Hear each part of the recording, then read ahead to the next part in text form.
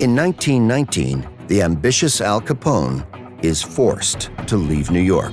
Al Capone made a mistake. He beat somebody up who was of significant prominence in the New York underworld. And he was hot as a consequence. So hot that Frankie Yale shipped him off to Chicago to a guy named Johnny Torrio, who is one of the heads of one of the biggest gangs in Chicago.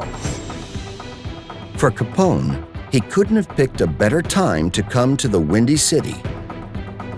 For the rapid rise of Al Capone begins at the start of Prohibition and a sudden creation of a lucrative black market.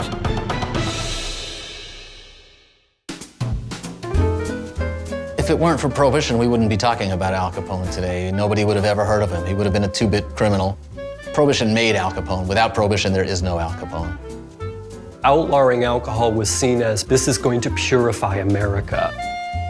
Demon liquor was poisoning the youth culture. And so the great experiment of whether they could sort of legalize morality, in essence, began.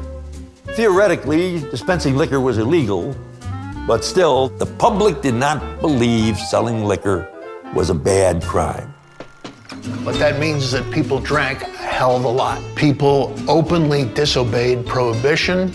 They laughed at the law because the law was regarded as a joke.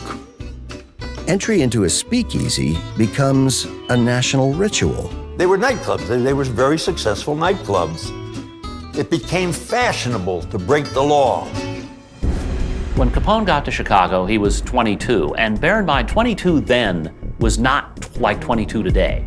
He's been on the streets, and he's had the bouncer's job, and he's been connected to guys back east. And you had to grow up fast back then, especially in immigrant neighborhoods with a lot of poverty and a lot of tough kids running around. So when Capone gets to Chicago and we say, oh, he's only 22, he's an old 22. Al Capone, when he started out, was a two-bit hustler. He was working in bars, working as a bouncer. He had nothing.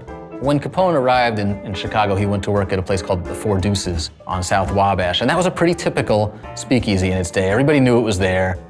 The women were upstairs. The beer was downstairs. There was often a band playing in the back of the room. Capone stood out in front of this place and said, come on in, we got beer, we got girls. That was his first job, was just to stand out in the cold in the Chicago winter and try to get customers to come in off the streets. Prohibition brought untold riches that those fellows never would have had with their houses of prostitution or their gambling.